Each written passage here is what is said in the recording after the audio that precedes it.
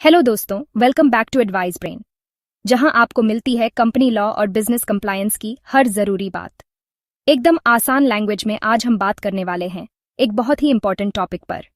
Restrictions on purchase by company और giving of loans by it for purchase of its shares as per companies act 2013। चाहे आप एक company के director हो, share holder हो या CSCA CMA स्टूडेंट, सब कुछ कवर करेंगे with examples step by step. तो वीडियो को एंड तक जरूर देखिए, क्योंकि यह नॉलेज आपके काम आने वाली है, चाहे एग्जाम हो या एक्चुअल कंपनी मीटिंग्स। चलिए शुरू करते हैं। सबसे पहले बात करते हैं मीनिंग के बारे में। Section 67 of the companies act 2013 कुछ रिस्ट्रिक्शंस लगता है कंपनीज पर, जिसमें यह कहा गया है कि कोई भी कंपनी अपने खुद के शेयर्स खरीद नहीं सकती और ना ही किसी को अपने शेयर्स खरीदने के लिए फाइनेंशियल असिस्टेंस, आर्थिक मदद दे सकती है। अब हम जानेंगे कि सेक्शन 67 में क्या क्या प्रोविजंस दिए गए हैं। Prohibition on purchase of own shares, section 67 1। अगर कोई कंपनी लिमिटेड बाय शेयर्स या गारंटी है और उसका शेयर कैपिटल है, तो वो अपने खुद के शेयर्स खरीद नहीं सकती जब तक कि ये परचेस कंपनीज एक्ट के तहत शेयर कैपिटल को रिड्यूस करने के प्रोसेस के साथ नहीं होती। Prohibition on financial assistance, section 67 2। किसी पब्लिक कंपनी को मना किया गया है कि वो डायरेक्टली या इनडायरेक्टली किसी भी तरह का फाइनेंशियल असिस्टेंस दे, जैसे कि लोन, गारंटी या सिक्योरिटी, किसी भी पर्सन को अपने या अपनी होल्डिंग कंपनी के शेयर्स को खरीदने या सब्सक्राइब करने के लिए। Exceptions to the prohibition, section 67 3। कुछ सिचुएशंस में ये प्रोहिबिशन लागू नहीं होती। 1। बैंकिंग कंपनी अगर अपने नॉर्मल बिजनेस के दौरान लोन देती है तो वो अलाउड है। 2। अगर कंपनी स्पेशल रेजोल्यूशन पास करके कोई स्कीम अप्रूव करती है जिसमें कंपनी या उसकी होल्डिंग कंपनी के fully paid up shares employees या डायरेक्टर्स के लिए किसी ट्रस्टी के थ्रू खरीदे जाते हैं, तो वो भी अलाउड है। 3।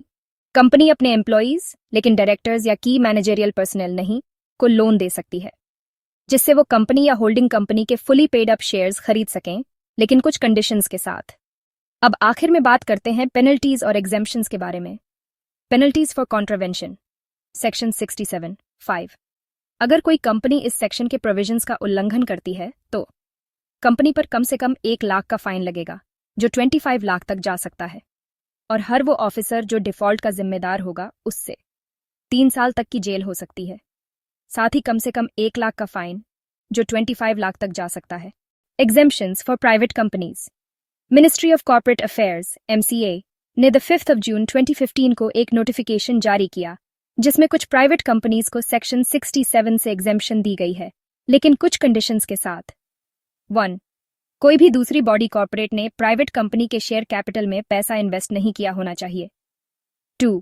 कंपनी का total borrowing banks, financial institutions या किसी भी बॉडी कॉर्पोरेट से उसकी पेड अप शेयर कैपिटल से 2 गुना या 50 करोड़ जो भी काम हो से ज्यादा नहीं होना चाहिए। 3। कंपनी किसी भी ऐसे बोरोइंग के रिपेमेंट में डिफॉल्ट में नहीं होनी चाहिए जो इस सेक्शन के तहत ट्रांजैक्शन करते समय सबसिस्टिंग हो।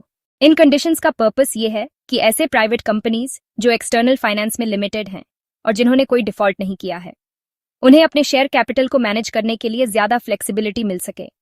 तो दोस्तों, यह था हमारा आज का video on restrictions on purchase by company और giving of loans by it for purchase of its shares. उम्मीद है आपको वीडियो पसंद आया होगा और कुछ नया सीखने को मिला होगा। अगर आपको यह कंटेंट यूजफुल लगा हो तो लाइक जरूर करिए, कमेंट करके बताएं आपका नेक्स्ट टॉपिक सजेशन क्या है, और चैनल को सब्सक्राइब करना ना भूलें for more such informative videos. और हाँ, बेल आइकॉन दबाना मत भूलना ताकि आपको मिलती रहे लेटेस्ट अपडेट्स सबसे पहले। मिलते हैं नेक्स्ट वीडियो में एक नए टॉपिक के साथ।